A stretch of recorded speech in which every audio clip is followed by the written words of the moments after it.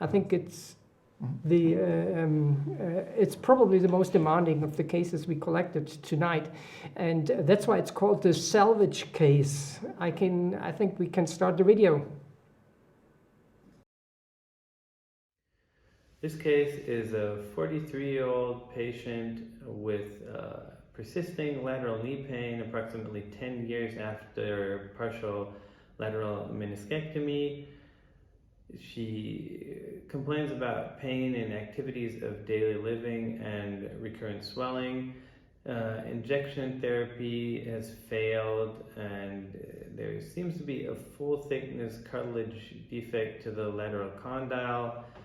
The cartilage on the tibia looks fairly intact. The cartilage defect on the lateral condyle is approximately 3 centimeters square, but it's more diffuse than properly contained. And arthroscopically, the meniscus doesn't look too well. There is still a rim, but there's a larger defect also here.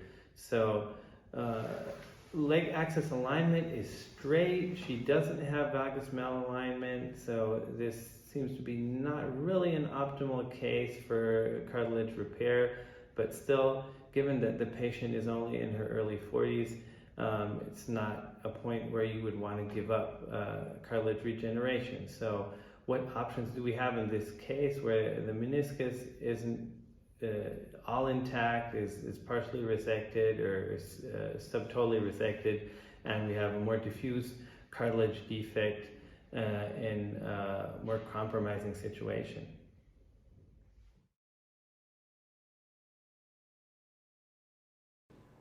Yeah, there are a couple of publications pointing out that meniscectomy on the lateral side turns in a very short term into severe osteoarthritis, and that's probably a problem we face right now with this case.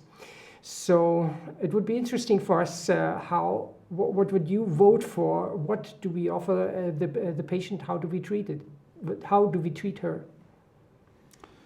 But to be honest, this is an everyday case. So we have so many patients with following cartilage issues, following partial meniscectomy. In that case, the meniscus status was somewhere between good and bad. It was not completely gone. But the problem, I always hope to find malalignment in these cases, to be honest. But I have not found any in that case. However, she's 43, so however it turns out with your cartilage repair, you have the option of a unilateral knee. So what is, Chris, what would you say? Is it, okay, is it an option for allograft or for meniscus transplantation? What would you offer the patient? This is one of those patients where I won't offer them anything quick. Let's put it that way. So looking at the MRI, that meniscus doesn't look normal, right? My suspicion is that she probably had a discoid meniscus. So the meniscus, even what is left there, is useless. That's one problem. The alignment, I agree with Philip. I wish that there was some valgus, but if there's not, well, I don't think you can, correct if there is no valgus. There is some people who will try to do a little bit of a overcorrection into varus. I'm not a big advocate of that. The cartilage defect is probably a consequence of the loss of the meniscus. So that's the casualty here. The origin is likely the loss of the meniscus. In the United States, when we address these kind of defects, we are pretty quick to pull the trigger on things like a meniscus transplant. Particularly in the lateral side, I think we have gotten really good with that. But what needs to be understood that is a salvage procedure. And in a 43-year-old, if this is a very active 43-year-old, I think that's something that I would probably start discussing. If this is a 43-year-old going on 60, I would go with a uni any day if this is becoming necessary from a surgical point of view.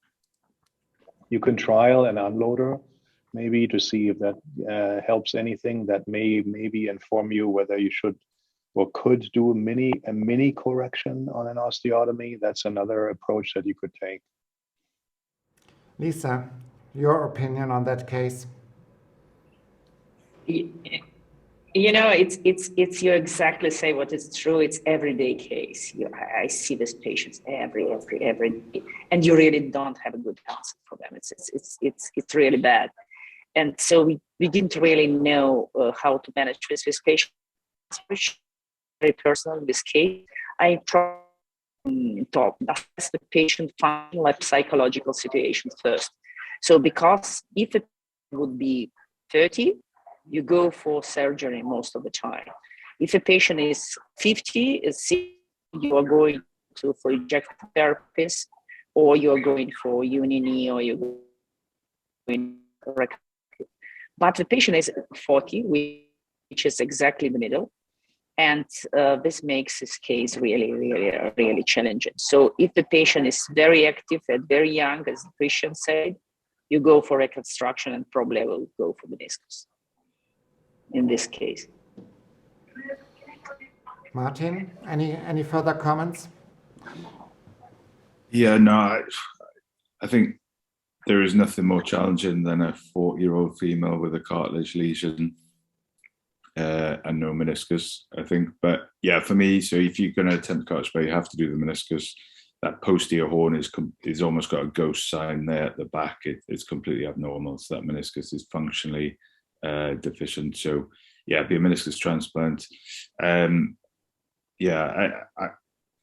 been the great thing about the potential for arthroscopic implantation of cells is you can do it arthroscopically and without a meniscus. It creates a bit more space and it's a little bit easier, so it gives you that opportunity. I think some with a slightly more posterior lesion, which often these lateral meniscal deficient lesions are, the doing mini arthrotomy, I still haven't quite got the order right in my head in terms of the meniscus and the implant, because I prefer to do the meniscus arthroscopically because it gives me a better visualization, I think.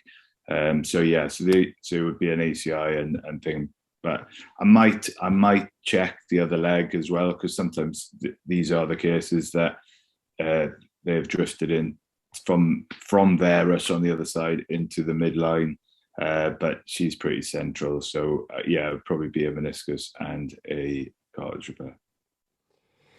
Yeah, apparently this case is not covered by any of the NICE guidelines. Okay.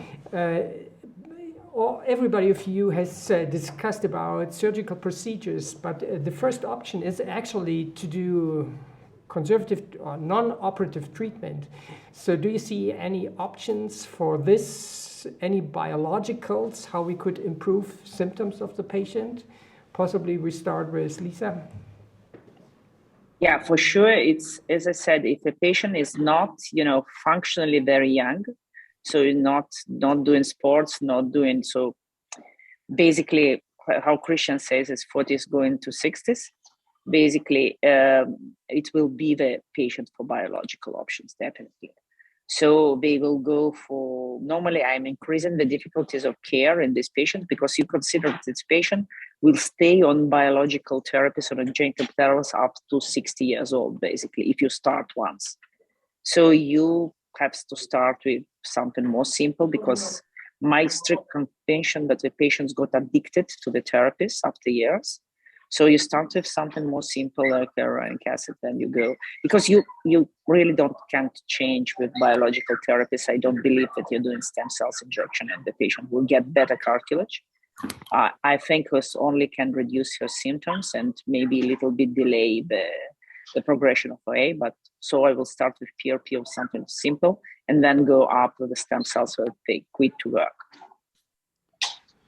Christian, you mentioned meniscus allograft. So in case of that, do you go for a combined cartilage repair? If so, single stage or two-stage procedure? And so I try to avoid two-stage procedures as much as I somehow can. In the US, we don't have job kind of security for a lot of these people if they have to go through two rehab processes. And Martin is right. You have to think about how you stage this. So the way I would do that from the lateral side, I use a bridge technique. So I create a slot and slide my meniscus. I create the slot and do the meniscectomy, do all the preparations. Then I do a mini arthrotomy through the same kind of kind of mini arthrotomy that I do anyway in order to create the slot appropriately. Prepare the bed for the MACI or for the allograft, depending on the size of the lesion. On the lateral side, I like to go with allograft because I'm worried about the mechanical stability of the MACI in conjunction with the meniscus.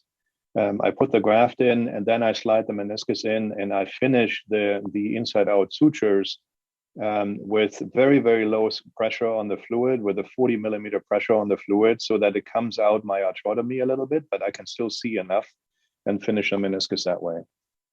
Sounds absolutely a good concept. So we are more or less coming to the end. Let's have a look in the voting results. How does our audience, or what recommends our audience? And this is interesting because it seems rather aggressive in terms of indication for surgery. I would actually expected to have more people choosing a conservative treatment, which would definitely be my option in that case. Philip, so I would just say that it said in the slide that they'd had a PRP injection. In the UK, to get to the PRP, they've already had a steroid, physiotherapy, hyaluronic acid, and then someone's begged and pleaded to let us do a PRP. So she will have gone through a load of conservative treatment by that point.